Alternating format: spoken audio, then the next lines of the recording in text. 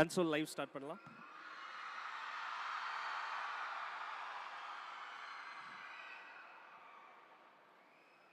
பிறப்புக்கும் எல்லா உயிர்க்கும், பெரியோர்களுக்கும் தாய்மார்களுக்கும் வணக்கம்.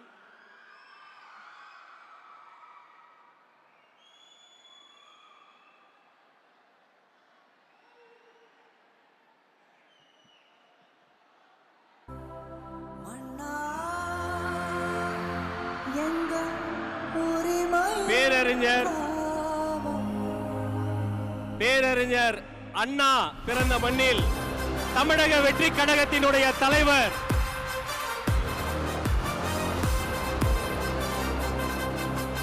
தமிழ்நாட்டின் தலையெழுத்தை மாற்றப் போகிற தமிழக வெற்றி கழகத்தினுடைய தலைவர், தன்னிகரில்லா தலைவர், நாளைய தீர்ப்பு, தமிழ்நாட்டின் நம்பிக்கை, வெற்றி தலைவர் இதோ வருகிறார்.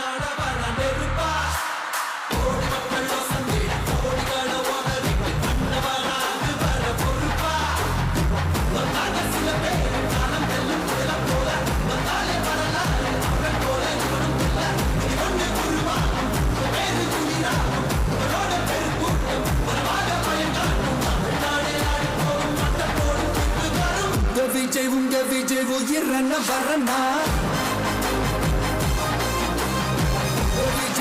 விஜய் எளியவன் குரல்னா, விஜய் தனியாளில் கடல்னா, விஜய் எளியவன் குரல்னா, விஜய் தனியாளில் கடல்னா, மக்கள் தானே மன்னர்களை உனக்கு காட்ட வரனா.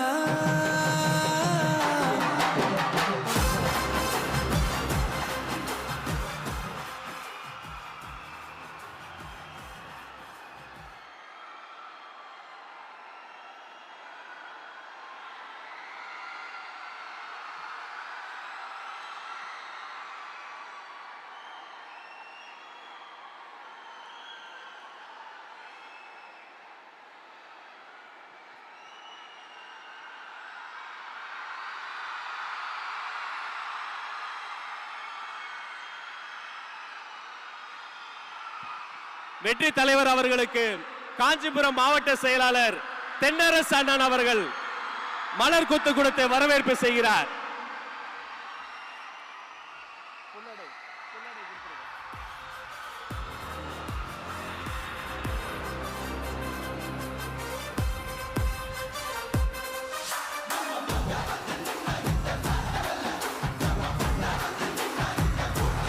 உங்கள் சார்பில் பொன்னாடை போர்த்தி வெற்றி தலைவர் அவர்களை வரவேற்பு செய்கிறார்.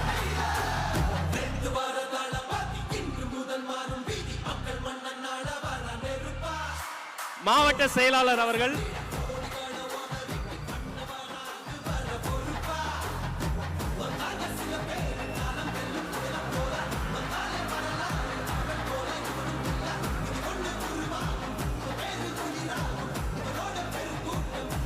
மாவட்ட செயலாளர் அவர்கள் தற்போது வரவேற்புரை வழங்குவார்.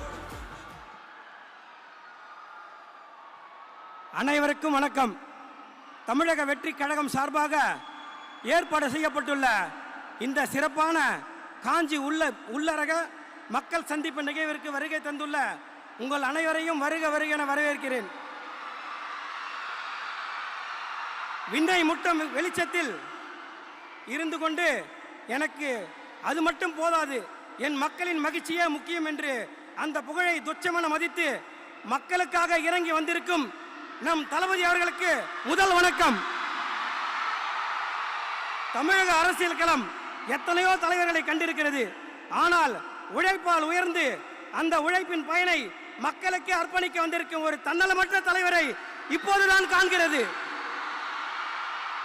அவர்தான் நம் தமிழக வெற்றி கழகத்தின் தலைவர். அவர் இருக்கும் இந்த மேடை ஒரு சாதாரண மேடை அல்ல. இது நம் குடும்ப நிகழ்வு. நம்முடைய கருத்துக்களை பகிர்ந்து கொள்ளவும், மக்களின் உண்மையான மனநிலையை அறிந்து கொள்ளவும், நம் அடுத்த கட்ட நகர்வுகளை திட்டமிடவும் அவர் தலைமையில் நாம் இங்கே கூடியிருக்கிறோம். இந்த நிகழ்வை வழிநடத்தி கொண்டிருக்கும் என் பாசத்துக்குரிய பொதுச் செயலாளர் அவர்களை அன்போடு வரவேற்கிறேன். கழக நிர்வாகிகளை வரவேற்கிறேன். நமது அழைப்பை ஏற்று தங்கள் வேலைகளுக்கு நடுவே ஆர்வத்துடன் வந்திருக்கும் ஊர் பிரமுகர்கள் ஒவ்வொருவரையும் நான் இருகரம் கூப்பி வரவேற்கிறேன். குறிப்பாக மாற்றத்தை எதிர்நோக்கி இங்கு கூடியிருக்கும் பொதுமக்கள் அனைவரையும் வருக வருக என வரவேற்பதில் மகிழ்ச்சி அடைகிறேன். இந்த சந்திப்பு பயனுள்ளதாக அமையட்டும். பிறப்புக்கும் எல்லா உயிர்க்கும் என்று சாதி மத இன வேறுபாடுகளை கடந்து ஒரு சமத்துவ படையை உருவாக்கி இருக்கும் நவீன சிற்பிதான் நம் தமிழக வெற்றி கழகத்தின் தலைவர். சொன்னால் செய்வார் என்பதை விட செய்துவிட்டுதான் சொல்வார் நம் தலைவர் அவர்கள். பேச்சில் அனல் இருக்கும், செயலில் புயல் இருக்கும். 2026 தமிழகத்தில் ஒரு மாபெரும் மாற்றத்தை உருவாக்கி காட்டப்போகும் புரட்சியின் முகவரி அவர் வெறும் ஓட்டுக்காக வந்தவர் அல்ல, அவர் இந்த நாட்டு மக்களின் பிள்ளையாக வந்திருப்பார். நம் தலைவரின் கருத்தை வலுப்படுத்துவோம், வாகை சூடுவோம். நன்றி, வணக்கம்.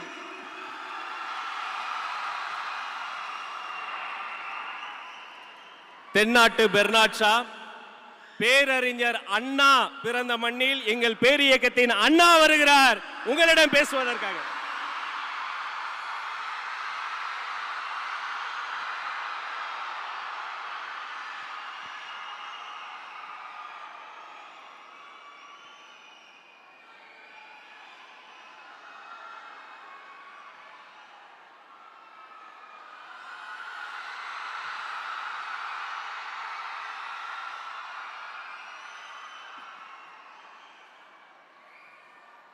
நாட்டுக்காக உழைப்பதற்கு அண்ணா பிறந்தார்.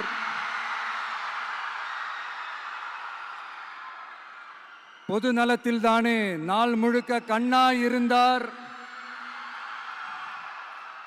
அப்படின்ட்டு எம்ஜிஆர் அவர்கள் ஒரு பாட்டு ஒன்று பாடியிருக்கிறாங்க, கேட்டிருப்பீங்க.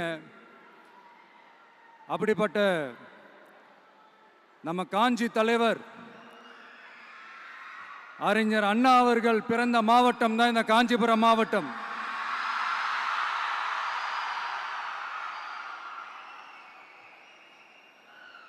தன்னுடைய வழிகாட்டின்றதுனாலேயே தான் ஆரம்பிச்ச கட்சியினுடைய கொடியில அறிஞர் அண்ணா அவர்களை வச்சவர் எம்ஜிஆர். ஆனா அறிஞர் அண்ணா அவர்கள் ஆரம்பிச்ச அந்த கட்சியை அதுக்கப்புறம் கைப்பற்றினவங்க என்னெல்லாம் பண்றாங்கன்னு நான் சொல்லிதான் உங்களுக்கு தெரியணுமா என்ன? மக்களே, உங்களுக்கு தான் அது நல்லா தெரியுமே.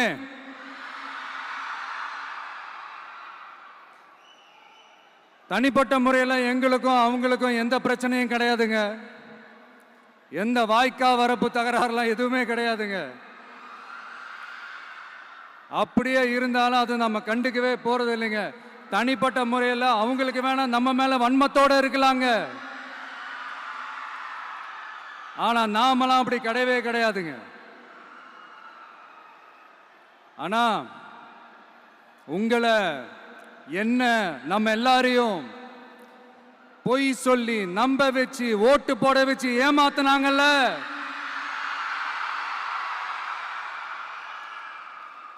அப்படி ஏமாத்தி ஆட்சிக்கு வந்து நல்லது செய்யற மாதிரி நடிக்கிறாங்கல்ல, நாடகம் ஆடுறாங்கல்ல, அவங்கள எப்படி நம்ம கேள்வி கேட்காம இருக்க முடியும்? அதனால அவங்கள நம்ம கேள்வி கேட்காம விட போறதே இல்லை.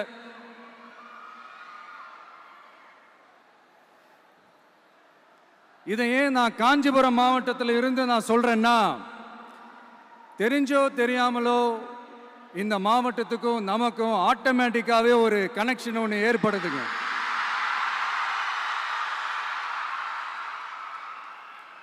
ஏன்னா நம்மளுடைய முதல் கள பயணத்தை தொடங்கினதே பரந்தூர்ல இருந்து தான். பரந்தூருக்கு போய் அந்த மண்ணில் நின்று அந்த மக்களுக்காக கேள்வி கேட்டதும் இதே அண்ணா அவர்கள் பிறந்த காஞ்சிபுரம் மாவட்டம் தான். இன்னைக்கு ஒரு பெரிய மனவேதனைக்கு அப்புறம் இந்த மக்கள் சந்திப்பு நிகழ்ச்சிக்கு வந்திருக்கிறதும் அதே அண்ணா அவர்கள் பிறந்த காஞ்சிபுரம் மாவட்டம் தான்.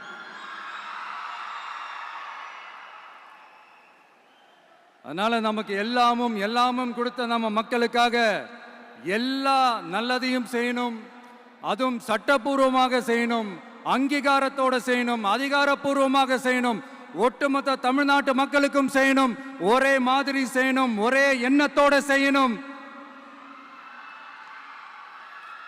அந்த ஒரே லட்சியத்தோட தான் நாம் அரசியலுக்கே வந்திருக்கிறோம். அதனால தான் மக்களிடம் செல் அப்படின்னு சொன்ன அண்ணாவை கையில் எடுத்தோம். அவங்க சொன்ன மாதிரி மக்களை நோக்கி போறோம். ஆனா மக்களிடம் செல்னு சொன்ன அண்ணாவை மறந்தது யாரு?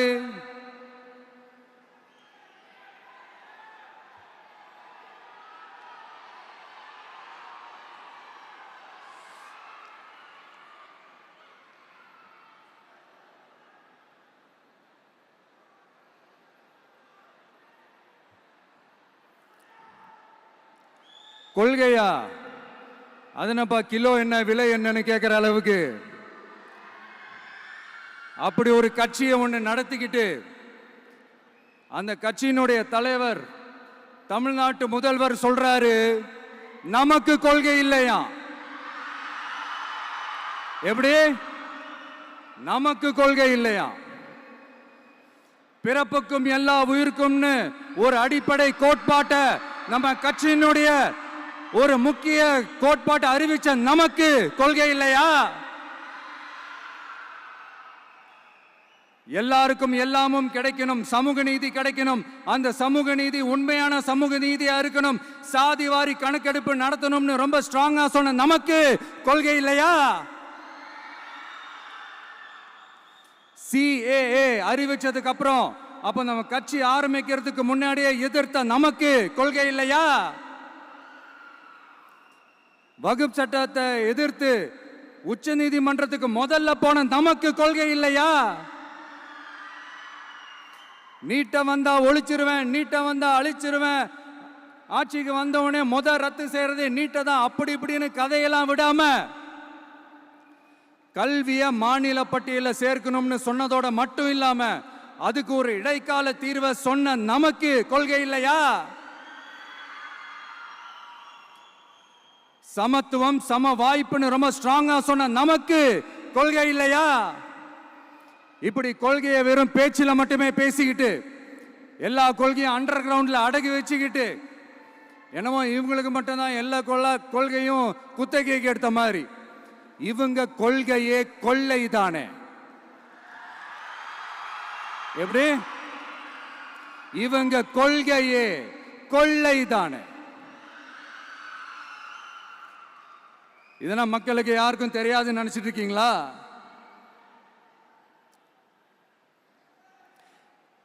எங்க கட்சி ஒன்றும் சங்கரமணம் இல்லைன்னு சொன்னது யாரு? யார் சொன்னாங்க? ஏன் சொன்னாங்க? எதுக்கு சொன்னாங்க?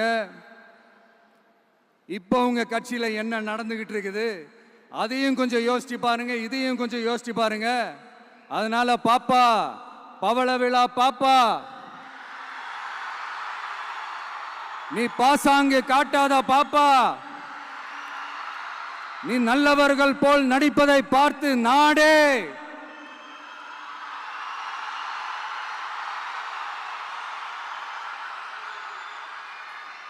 பாப்பான்னு சொன்னோம். அப்ப கூட பாத்தீங்கன்னா பாப்பான்றது ரொம்ப ஆசையா பாசமா சாஃப்டா தான் சொன்னோம். அதையே நீங்க அதிர்ச்சியா எடுத்துக்கிட்டீங்கன்னா அதுக்கு நாங்க என்ன பண்றது? அதே நீங்க விமர்சனம்னு சொன்னீங்கன்னா நாங்க என்ன பண்றது? இன்னும் நாங்க விமர்சனம் செய்ய ஸ்டார்ட் பண்ணவே இல்லையே, இன்னும் நாங்க அடிக்க ஸ்டார்ட் பண்ணவே இல்லையே, அதுக்குள்ள அலர்னா எப்படி?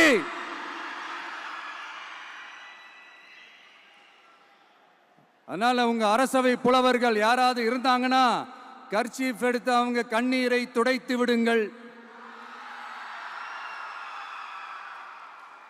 சரி, அது அவங்க பிரச்சனை, அவங்க பார்த்துக்கிட்டோம். நமக்கு எப்பவுமே மக்கள் தாங்க, மக்களுடைய பிரச்சனை பத்தி பேசுறது தான்.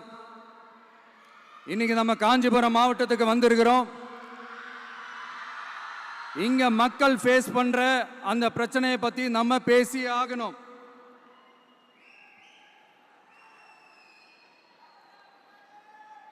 இந்த காஞ்சி மண்ணை வாழ வைக்கிற ஜீவ நதி பாலாறு. உயிர் நதி பாலாறு. இந்த மக்களோட உயிரோடவும் ரத்தத்தோடும் கலந்து ஓடுவது பாலாறு. அந்த பாலாறை இன்னைக்கு பெரியார் பெயரையும் அண்ணா பெயரையும் சும்மா பேருக்கு வச்சுக்கிட்டு ஆட்சி நடத்துறவங்க என்ன பண்றாங்க தெரியும்ல? சுரண்டிட்டாங்க, கொள்ளையடிச்சிட்டாங்க, நாசம் பண்ணிட்டாங்க, மோசம் பண்ணிட்டாங்கன்னு இன்னும் என்ன வேணாலும் சொல்லலாம். ஆக மொத்தம் அழிச்சிட்டாங்க. இதை நான் ஏதோ போற போக்கில் ஏதோ அடிச்சு விடலங்க, ஆதாரத்தோட தான் சொல்றேன். அனுமதிக்கப்பட்ட அந்த லெவலை தாண்டி 22,70,000 யூனிட் மணலை கொள்ளையடிச்சிருக்கிறாங்க. ஆக மொத்தம் இதில் அவங்க அடிச்ச கொள்ளை எவ்வளவு தெரியுமா? ரொம்பலாம் இல்லை, கம்மி தான். 4,730 கோடி. கம்மி தான் இல்ல?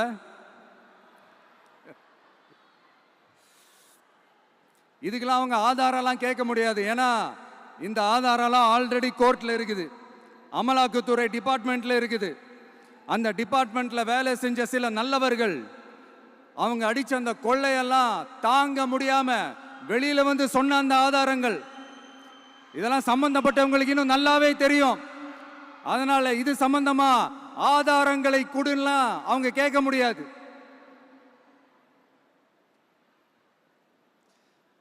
மணலை கொள்ளையடிச்சா நீர்நிலைகள் அழியும், ஏரி குளம் கண்மாய் எல்லாம் அழியும். இதெல்லாம் அழிஞ்சா விவசாயம் அழியும், விவசாயம் அழிஞ்சு போனா விவசாயிகள் அழிஞ்சிருவாங்க. ஆக மொத்தம் நாம் எல்லாரும் மொத்தமா அழிஞ்சு போக வேண்டியதுதான். இப்படி மேலிருந்து கீழே வரைக்கும் ஒரு கட்சியை சிண்டிகேட் போட்டு கொள்ளையடிக்கிறத கேள்விப்பட்டிருக்கிறீங்களா மக்களே? இதே காஞ்சிபுரத்தோட உலக பெருமை நம்ம பட்டும் கைத்தறி துணியும் அதை தயாரிச்சு கொடுக்கிற கைத்தறி நெசவாளர்களும் தான்.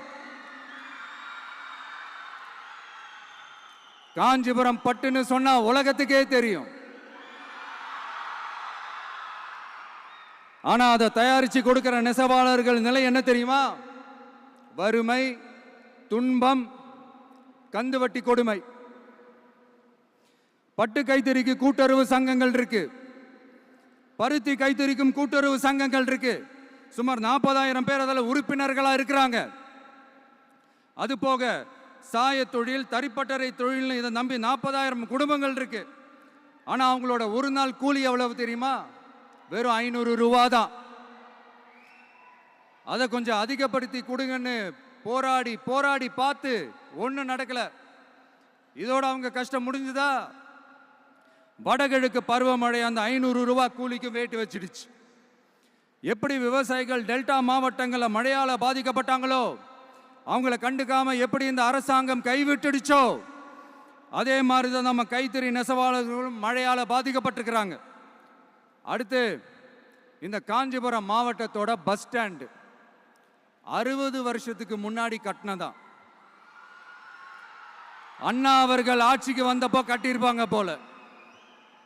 அது இன்னும் புதுப்பிக்க கூட முடியாம கேட்டா என்ன சொல்லுவாங்க? அந்த லேண்டு கேஸ்ல இருக்குது. இல்ல நான் கேட்கிறேன், ஒரு கவர்மெண்ட்னால வேற ஒரு நல்ல இடத்தை தேர்வு செஞ்சு ஒரு பஸ் ஸ்டாண்ட் கட்டி தர முடியாதா?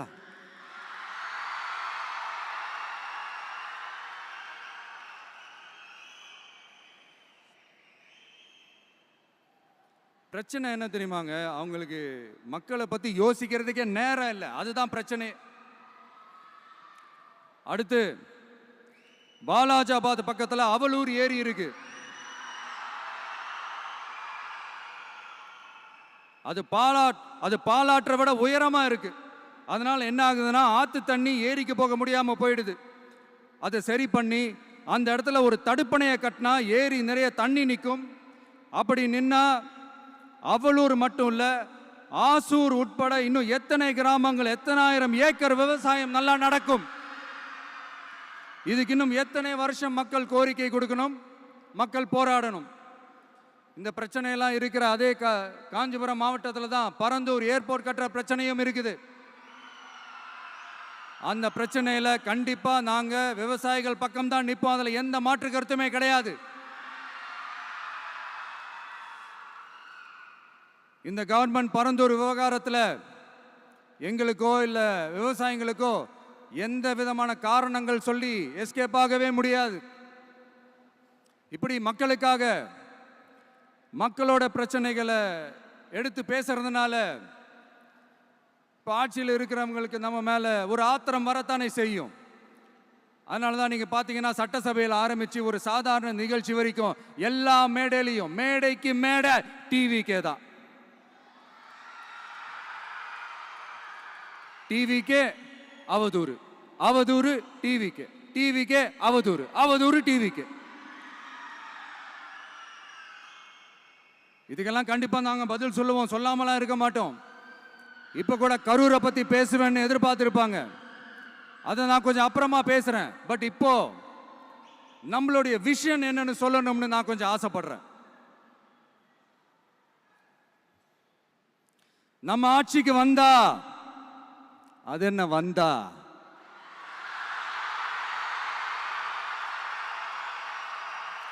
வருவோம். மக்கள் கண்டிப்பா நம்மளை வர வைப்பாங்க. மக்களுக்கான ஆட்சியை மக்களே விரும்பி வர வைக்கத்தானே செய்வாங்க. அப்படி மக்களால் அமைக்கப்பட போற நம்ம ஆட்சியில நம்ம என்ன செய்ய போறோம்ன்றது அதுக்கான அந்த தேர்தல் அறிக்கையில் அதுக்கான விளக்கத்தை டெஃபினட்டா கொடுப்போம். பட் அதுக்கு முன்னாடி ஒரு சின்னதா லைட்டா நான் கொஞ்சம் அதை சொல்லணும்னு ஆசைப்படுறேன்.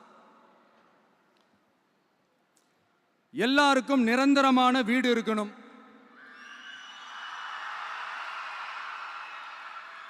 ஒவ்வொரு வீட்டுக்கும் ஒரு மோட்டார் சைக்கிள் வாகனம் உறுதியா இருக்கணும். காரும் தான் லட்சியம். அதுக்கான வசதி வாய்ப்பை உருவாக்குற அளவுக்கு பொருளாதார வளர்ச்சிக்கு வழியை உண்டாக்கணும். ஒவ்வொரு வீட்டில் இருக்கிற ஒவ்வொருத்தரும் மினிமம் டிகிரி படிச்சிருக்கணும்.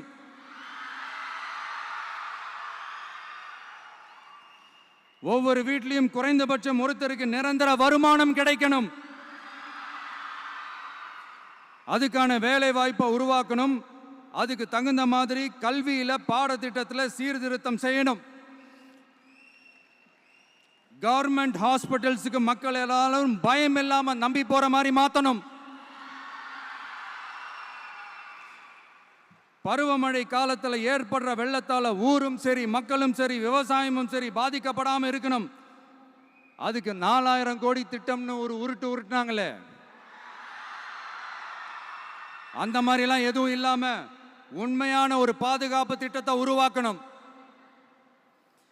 மீனவர்களோட, தொழிலாளர்களோட, நெசவாளர்களோட, அரசு ஊழியர்கள் மற்றும் ஆசிரியர்களோட கருத்து கேட்டு அவங்களுக்கான பாதுகாப்பு மற்றும் வளர்ச்சி திட்டங்களை உருவாக்கணும். உருவாக்குறது மட்டும் இல்லை, அதை செயல்படுத்தணும். முக்கியமாக இண்டஸ்ட்ரியல் டெவலப்மெண்ட்ஸில் கான்சென்ட்ரேட் பண்ணணும். எல்லாத்தையும் விட ரொம்ப ரொம்ப முக்கியம், சட்டம் ஒழுங்க ரொம்ப ஸ்ட்ரிக்டாக வச்சிருக்கணும். நம்மளுடைய அம்மா, அக்கா, தங்கச்சிகள், அவங்களுடைய பிள்ளைகள், குழந்தைகள் எல்லாருக்கும் பாதுகாப்பை, அதுவும் உண்மையான ஸ்ட்ராங்கான பவர்ஃபுல்லான பாதுகாப்பை உண்டாக்கணும். அண்ணா யூனிவர்சிட்டியில நடந்த அந்த பெண்ணுக்கு நடந்த அந்த பிரச்சனை மாதிரியோ, இல்ல கோவையில் நடந்த அந்த கல்லூரி பெண்ணுக்கு நடந்த பிரச்சனை மாதிரியோ அதெல்லாம் நடக்க விடவே கூடாது. நம்ம வீட்டு பெண்கள் ஸ்ட்ராங்கா, பயமே இல்லாம தைரியமா இருக்கணும்.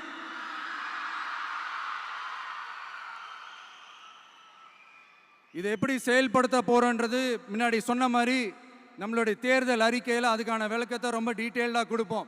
நான் சும்மா மற்றவங்க மாதிரி அவங்கள மாதிரி எல்லாத்தையும் அடிச்சு விட்டுட்டு ஏமாத்துற வேலையெல்லாம் இங்கே கிடையாது நம்ம கிட்ட. நான் மறுபடியும் சொல்றேன், நம்ம அரசியலுக்கு வந்தது உங்களுக்கு நல்லது நல்லது நல்லது மட்டுமே செய்யறது தான்.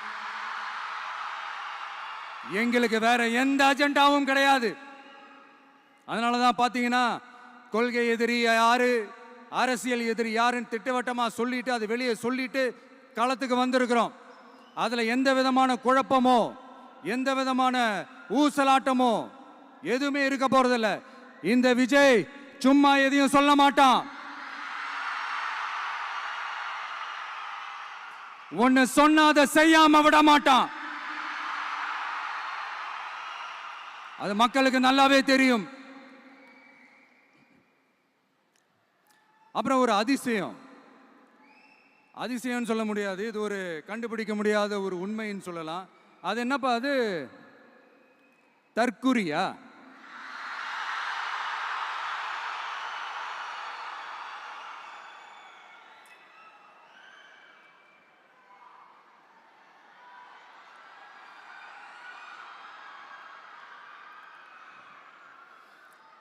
நம்ம டிவிகேக்கு சப்போர்ட் பண்ற கோடிக்கணக்கான லட்சக்கணக்கான மக்கள், நம்மளுடைய நண்பிகள், நம்மளுடைய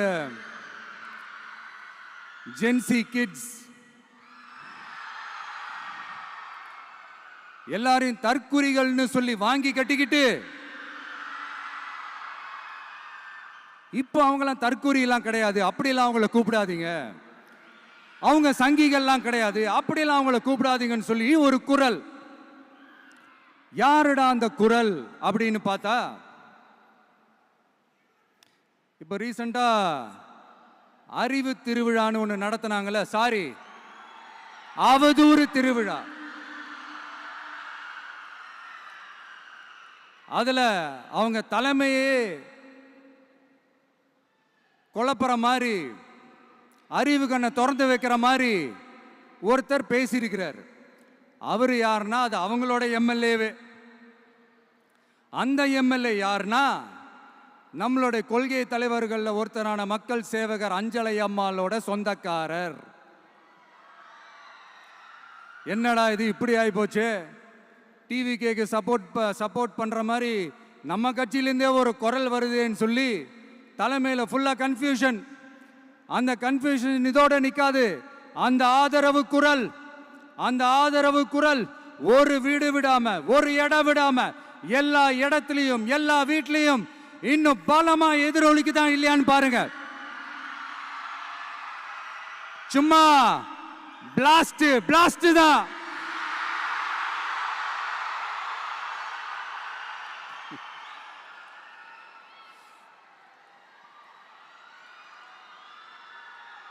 இது இன்னைக்கு நேத்தெல்லாம் நடக்கலைங்க. 1972லயே நடந்து முடிஞ்சிருச்சு. எப்போ எம்ஜிஆர் அவர்கள் கட்சி ஆரம்பிச்சாங்களோ அப்பவே அது ஒரு கூத்தாடி கட்சி.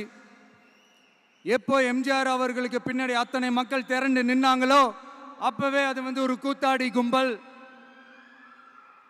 நடிகர் கட்சின்னு சொன்ன ஒருத்தர் அதுக்கப்புறம் எம்ஜிஆர் கூடயே போய் சேர்ந்துட்டாரு. இன்னொருத்தர் இவரெல்லாம் ஒரு ரவுண்டு தாங்க வருவாரு, ரெண்டாவது ரவுண்ட்லாம் காணாம போயிடுவார்னு சொல்ல இன்னொருத்தர் அதுக்கப்புறம் போய் எம்ஜிஆர் கிட்டே போய் சேர்ந்துட்டார். ஸோ இந்த மாதிரி இவங்க ரெண்டு பேர் மட்டும் இல்லை, ஒட்டுமொத்த தமிழ்நாட்டு மக்களும் எம்ஜிஆர் அவர்கள் கூட தானே போய் சேர்ந்தாங்க.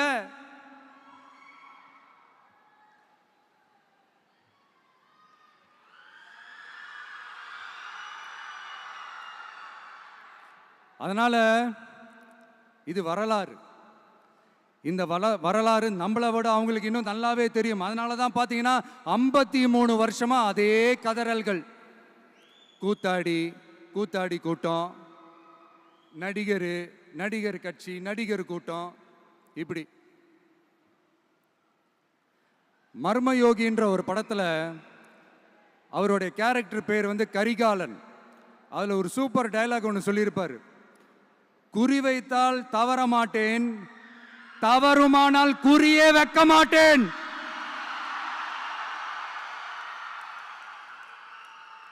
இதெல்லாம் யாருக்கு சொல்றோம், எதுக்கு சொல்றோம்னு புரிய வேண்டியவங்களுக்கு புரிஞ்சா நல்லா இருக்கும். ஏண்டா இந்த விஜய தொட்டோம்?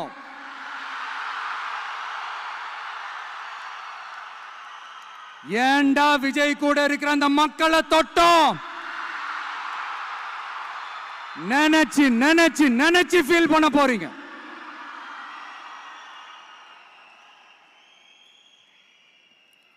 அப்புறம் நமக்கு இந்த அரசியல் புரிதல்லாம் இல்லை, அது இல்லை, இது இல்லை.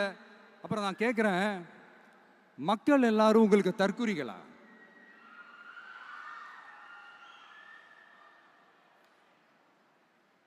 அதே மக்களோட ஓட்டு வாங்க போற நாம தற்குறிகள்னா, அப்ப இவ்வளவு நாள் அதே மக்கள் கிட்ட இருந்தானே நீங்க ஓட்டு வாங்கிட்டு இருந்தீங்க. அப்ப நீங்க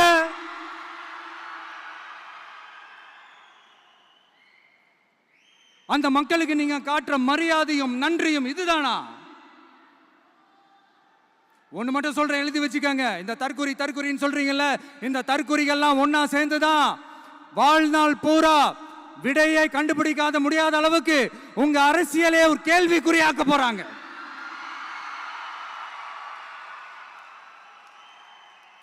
இவங்கெல்லாம் யாரும் இங்க தற்குறிகள்லாம் கிடையாது. இவங்க எல்லாரும் தமிழ்நாட்டு அரசியலோட ஆச்சரியக்குறி. இவங்க எல்லாரும் தமிழ்நாட்டு அரசியலோட அந்த மாற்றத்திற்கான அறிகுறி. சும்மா லாஜிக்கே இல்லாம தற்குறி.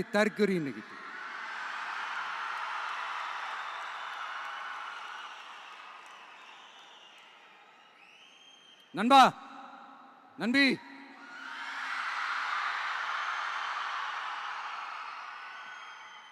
எல்லா மேடையிலும் ரிப்பீட்டடா ஒரு விஷயம் நான் சொல்லுவேன்ல, இப்ப நீங்க சொல்லுங்க. ஒண்ணு, இன்னொன்னு, ரிப்பீட். ஒண்ணு, இன்னொன்னு. இந்த போட்டி எப்படி இருக்க போகுதுன்னா, மக்களோட மக்களா நிக்கிற நமக்காக மக்களே டிசைட் பண்ணி போறாங்க. My dear sir, my dear uncle,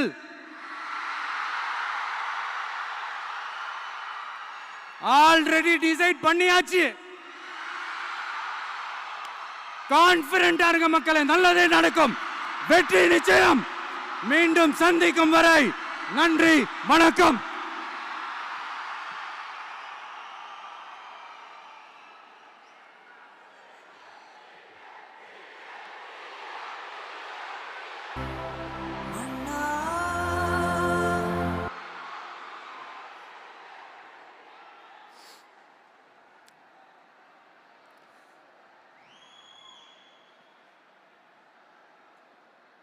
வெளியில போக பர்மிஷன் கிடைச்சவொன்னே கூடிய சீக்கிரம் வெளியில வருவோம். அதனால தான் இப்படி ஒரு ஏற்பாடு. எல்லாரும் இருந்து சாப்பிட்டு போகணும்.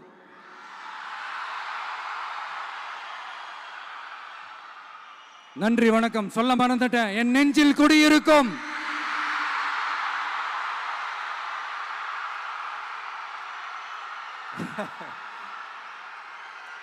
Sorry, slip my mind. Thank you. மீண்டும் சந்திக்கும் வரை நன்றி, வணக்கம்.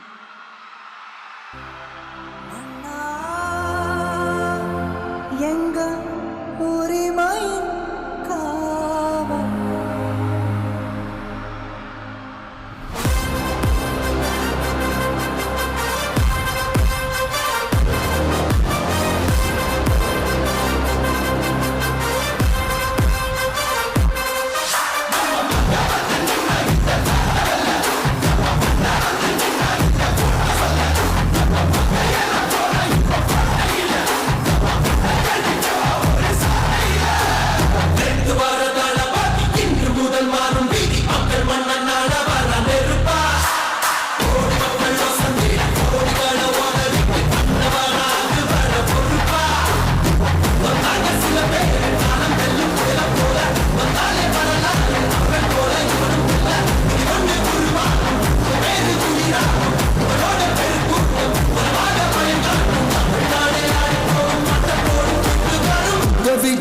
விஜய் உயிரன வரனா, விஜய் எளியவன் குரல்னா, விஜய் தனியால் இல்ல கடல்னா, விஜய் எளியவன் குரல்னா, விஜய் தனியால் இல்ல கடல்னா. மக்கள் தானே மன்னர்களை உனக்கு காட்ட வரனா.